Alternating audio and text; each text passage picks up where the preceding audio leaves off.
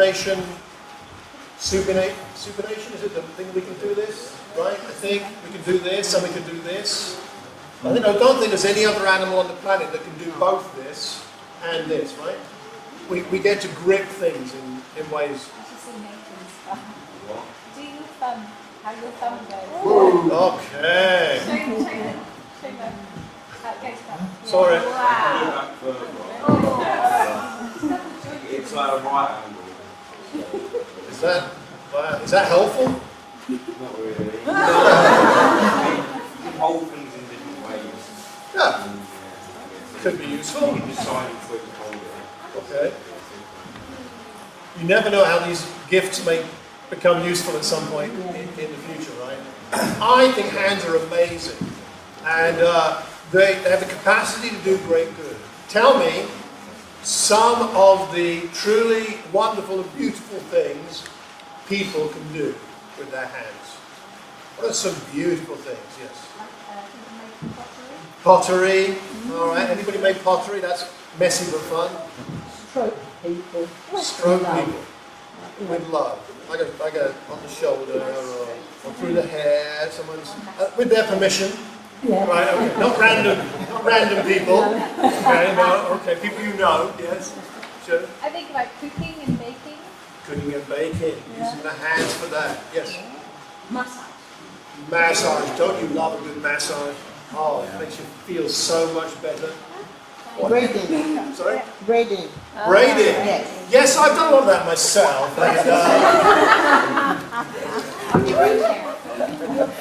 Right. No, excellent. Okay, music. Using your hands. Right. Playing an instrument. Yeah. What? Writing. Yeah, what would be good? What would be a beautiful thing to do in writing? Yeah? Okay, you've got the Bible. Someone wrote the Bible with their hands, right? All kinds of games.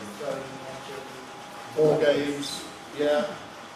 Going back to writing a nice card for your mother. Yeah? Or something.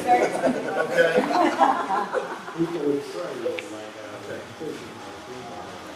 People we need desperately. Yes. Yes. People use their hands to communicate, deaf and dumb. Isn't it amazing when you're sitting there? Sign language.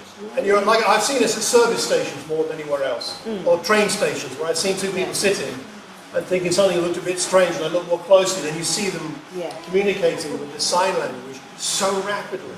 It's actually a beautiful thing to watch. It's almost balletic. Yes?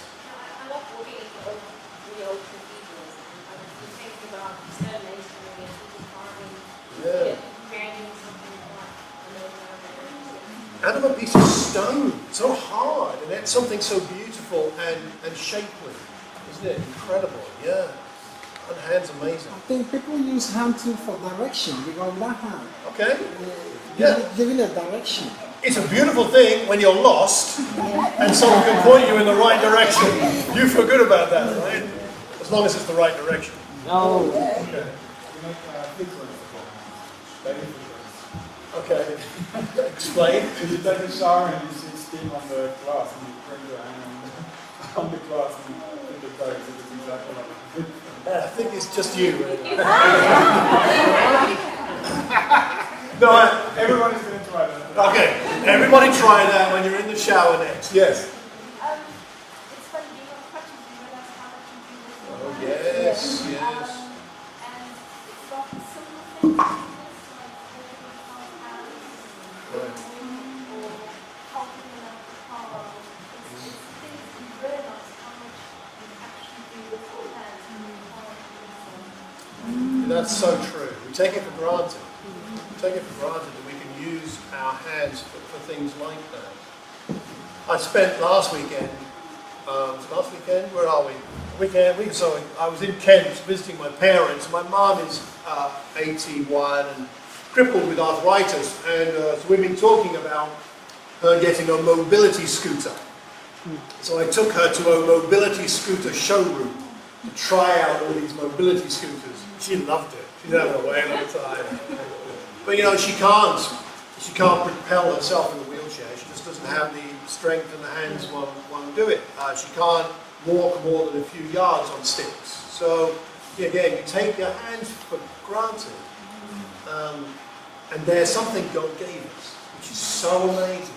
Simple, but profound, what we're doing with our hands. Our hands can be used for good. They can also be used for evil. I was thinking about my earliest recollection of using my hands. I was trying to think back to when I was a kid. What was the earliest I can remember? And the first thing I can remember, unfortunately, is when I was a little bit naughty. Not like any of the children here, because I know all the children here are really, really good. But I was a bit naughty. And when I was 5, we went on holiday to Wales. And I wanted some sweets. And my parents, believe it or not kids, some parents don't let you have all the sweets you want. I mean, apparently so.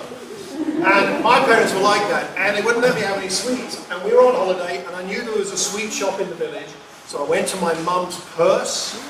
I opened her purse with my hands, and I took out some money. Now, you have to bear in mind, I was 5, and this was 1966. And when you took a £5 note out of your mother's purse in 1966, she was going to notice. If I'd had any sense, which of course I didn't at 5 years old, I would have taken out a shilling. For those of you who remember a shilling, the equivalent of 5p today.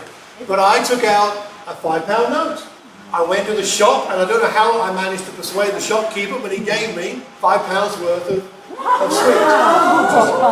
A huge amount. Not quite £5, but a little bit of change, but most of it. And I took it back to my room, and I ate quite a lot of the sweets. Well, of course, my mother found out. My father came in to question me about this, and let's say he used his hand to significant effect to persuade me to confess. So my mother got some of her money back, and I learned a valuable lesson about what it is good to use your hands for and what it is not so good to use your hands for. When my mother was in hospital a few years later, when I was 9 years old, my mother taught me how to make bread and butter pudding so that my father would have a pudding when he came home from work, because he liked his puddings. So I made bread and butter pudding every night for a week while my mother was in hospital with my hands. And my father did not complain. Good for him. I remember my mother using her hands to help me when I was not well. I had a problem with my feet and the skin on my feet when I was about 10 years old, which meant I had to have my feet bathed 3 times a day in an iodine solution. So I did it in the morning before going to school and in the evening. But that meant I had to come home from school every lunchtime, and I came home and my mother would get down and wash my feet in this iodine solution every day for, I think it was about a month. That's an act of love, isn't it? To bathe somebody else's feet using her own hands. I, of course, still remember that all these years later. I think of my piano teacher who taught me how to play piano, guiding my hands, showing me how to create something hopefully beautiful with my hands on the piano. I think of my choir master who taught me to sing but also used his hands to conduct and show us how to sing in harmony in a beautiful way. We need hands. I think about the surgeon who used his hands to heal my knees. I've had 6 knee operations, 2 on this one and 4 on this one. I'm very grateful that he used his skill and his hands to heal my knees so I can still walk around today. And last of all, in terms of my own recollections, those of us who have a boyfriend, girlfriend, who have had or are married, you may remember that moment when you dared to take the hand of your hopeful girlfriend, boyfriend for the first time, and they accepted your hand. And the electricity that shot between your hands and through your whole body as they took your hand for the first time. Wow, how lucky I am. Wow. And we didn't let go for a long time. Remember that feeling? Special things that happen with our hands, special moments. And we are so lucky that we live in a world where God has made so many things so amazing by the power of his hand. Can I ask someone to read for us Psalm 19? Psalm 19 verse 1. We're going to start there. We're going to talk about God's hands, the hands of Jesus, and our own hands. Psalm 19 is our first verse. Shelly, would you read that for us? Just one verse. Just start one verse for now. The heavens declare the glory of God. The skies proclaim the work of his hands. The skies proclaim the work of his hands. So what can we see in the skies, children? What do we see in the skies that tell us about God's hands? What do we see? Any of the kids know? Yes. The sun. Thank you, sun, for all the warmth we get. Yes. The clouds as well as sometimes hide the sun. Yes. A plane? Plane is in the sky that God made for it to fly through. Exactly. What else do we see in this? Anybody? What else do we see? Stars. Beautiful, aren't they? Amazing to see the stars. The moon, bright and shining. Yes. Birds fly through the skies. They do, aren't they beautiful? Amazing. What else do we see? Adults, what do we see that we admire, that God has made? Sun, the moon, the stars. Okay, all that. A rainbow. Every time you see a rainbow, you want to just stop your car if you're driving and just stop and have a look. Beautiful. Yes, there's a hand over here somewhere.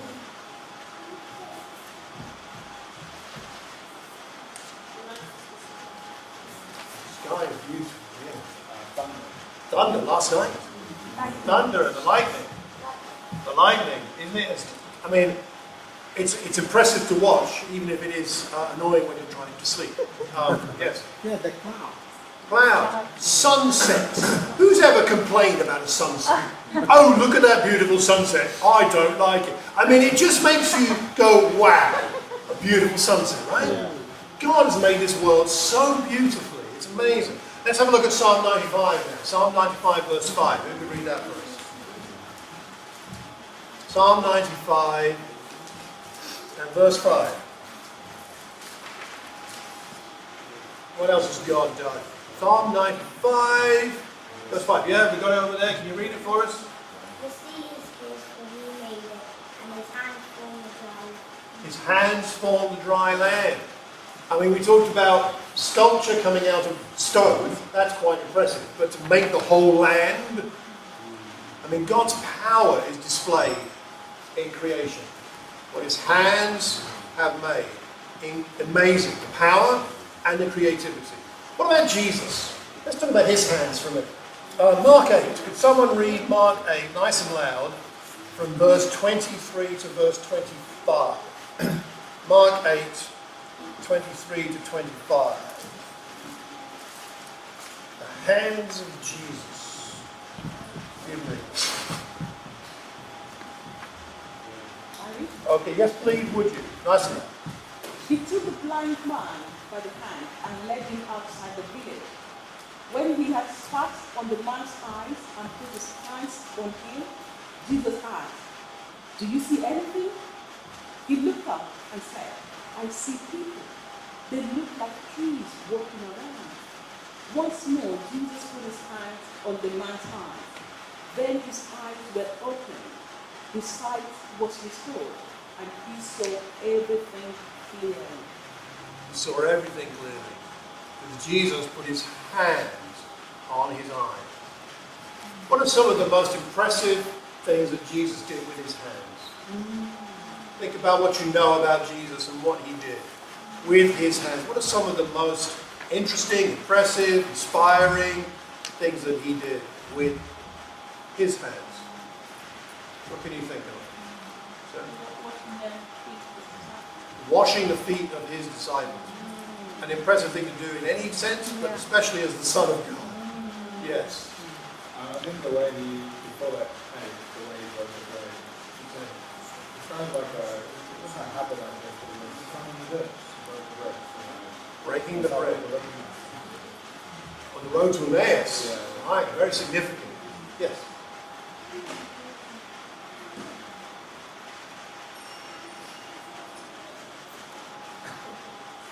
Just do with the sky. Okay.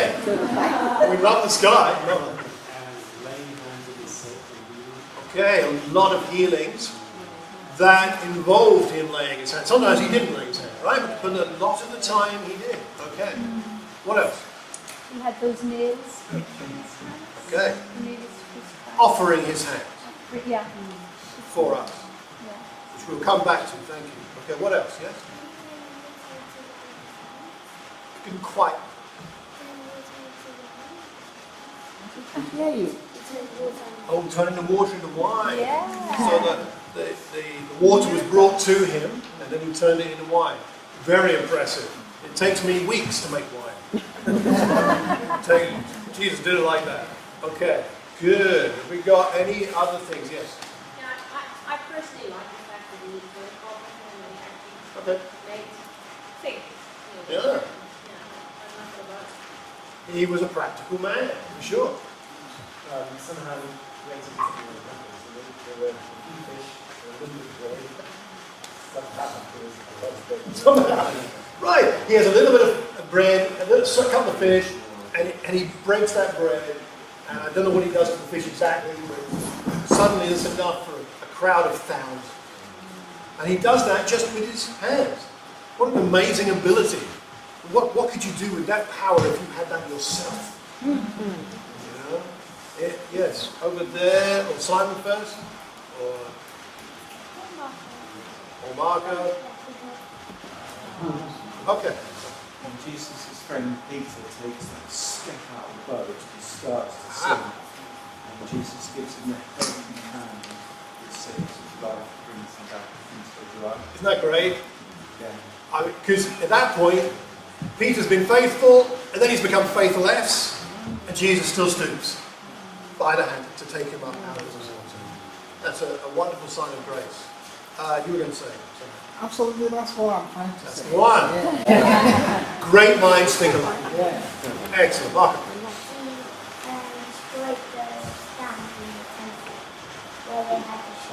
Oh, when he threw over the tables of the money changers, he used his hands in strength, and you talked about him being a carpenter. That strength he used to demonstrate something about God's hearts. Yes. He used them to distract himself when they brought the naked woman before him. Okay. And And a woman caught in adultery. Drew it on the floor. I mean, honestly, we could sit here for the next hour and list all the things Jesus did with his hands and all the amazing things he did, either stated specifically or implied, as we read through the Gospels. The thing that I would like us to ponder, thinking about the hands of Jesus, is how is anybody going to know what his heart was? How is anybody going to know what his message really was about the character of God unless he showed it through the way he used his hands? His voice wasn't enough, right? Yeah. There had to be a life connected to the voice. There had to be actions. And yes, his feet took him places and other parts of his body, but the most personal, the most intimate, the most impressive, or the most meaningful part of what he did was through his hands, wasn't it? And through his hands, he demonstrated and revealed the power of God in the healings and miracles, and the compassion of God, the love of God, through who he touched, who no one else would touch. Yeah. And the conditions and circumstances in which they were, as they were sick or ill or messed up in some way or other, his hands showed that there was no barrier between God and anybody. What a beautiful thing it is that Jesus used his hands to show the power of God and the love of God. Now let's think about our hands. Ephesians. Let's go to Ephesians chapter 4 and verse 28. Could someone read that one for us, please? Ephesians chapter 4 and verse 28. Can we do that one? Marvin, nice and loud, please. Anyone who has been stealing must steal no longer, but must work doing something useful with their own hands, that they may have something to share with those in need. Thank you very much. Well read. Make a preacher out of that man. Okay. So, this doesn't cover everything the Bible could teach us about how to use our hands, but I like the principle here. I like the principle that we can do something useful with our hands. You can do useful things with your hands. I can do useful things with mine. On Christ's behalf, inspired by what Jesus has done, so that we have something to share with those in need. Isn't this so important, right? That the standard idea of how we might use our hands in this world is to grab things for ourselves. I need this, I need that, I need this, I need that. The Christian attitude is completely the opposite. It's, I've been given so much, I'm going to give this and give that and give this and give that. I have plenty. You've received, so therefore freely give, Jesus said, right? I can give. And I'm not worried about what I need because Jesus has got my back. He's going to resupply me. I need to give and give and give. Now it takes thought, because he says in this verse, he does say, do something useful so that you can have something to share. So there is an active part. Our part is to figure out what we have that's useful and who the people are that what we have could be useful to. That's our part. Then God will fill us up. I feel very encouraged by this because it's quite simple. Yeah. The Christian life, most of it, is quite simple. It doesn't mean it's easy, but it is simple. Most of the Christian life is giving. Giving. Receiving from God and giving to other people. And I know when I'm doing okay with God, when my life is mostly about giving. And I know when I'm not doing so okay with God, and I'm more distant from Him, when I'm actually looking for people to give to me. And I have days like that. Usually days when I'm more tired than usual. Days when I'm not feeling very well. I'm on a bad ankle, or not saying you are, I'm just saying when I have. Or when I'm not feeling well and I want people to give to me, or when I've had some bad news and I'm discouraged and I want people to make me feel, I want to give to me. I forget that I have God to give to me. And if someone gives to me or not isn't really the issue, because God gives to me. And I can carry on giving. And some of my most encouraged moments have been when I've been most needy, but I've been maybe able by God's grace to be most giving. In that emptiness, somehow the giving seems, what God gives me back seems more meaningful. Yeah. It's not to say there aren't times to receive, there are, of course, but it's just, there's something about giving that helps us to be truly happy. The happiness doesn't come with what we receive. The happiness comes with what we give. It's meaningful. And that's how Jesus lived his life. And I'd like to encourage us to think about, the week ahead. How could we use our hands to give? Hands inspired by the hands of Jesus. Hands inspired by the magnificent power of God and by His glory, His power, the compassion of Jesus. What could our hands do? What could our children's hands do that would be good? At school, or around the home, or with friends. For the adults, what could our hands be doing that are good? Not just mundane and ordinary, but something generous, something deliberately kind, even when we're not receiving the kindness. Somebody, I talked about this earlier, was it here or somewhere else, talked about one of the most beautiful things a hand can do is to shake the hand of someone who's your enemy. I thought that's very profound. I don't want to shake my enemy's hand. I want to do something else with my hand to my enemy, right? But to do that, to love our enemy. And yes, the Bible says pray for your enemy, but it says love your enemy. And love isn't just praying. It's kindness. It's generosity. I think this is quite simple, but I think actually it's quite challenging. Because it's about the practical application of our Christian faith. What we do with our hands demonstrates how much we believe in the power of God and how much we accept and believe in and want to imitate the love of God. So let us make a resolution this week to use our hands in that kind of way. God created the beauty we see around us with His hands. Jesus recreated the beauty that we see in His life despite the damage that humankind did to and does to God's creation. We have the opportunity with our hands to go and show this same beauty to the world. Our hands are beautiful. There's a verse in the Bible that says how beautiful are the feet of those who bring good news. I think we could also say how beautiful are the hands of those who bring the good news of God's love through their hands to this world. What we're going to do now is we're going to take communion, some bread and wine, which we take only because, as I think Shelley said, Jesus offered his hands on the cross so that we could benefit from the blood that was shed and his body was broken. So we're taking the bread as a remembrance of the body that he gave, and we're taking the wine as a remembrance of the blood that he shed, trusting that that sacrifice means that we have confidence in the forgiveness of our own sins and confidence for the future. So let's bow our heads, let's pray together.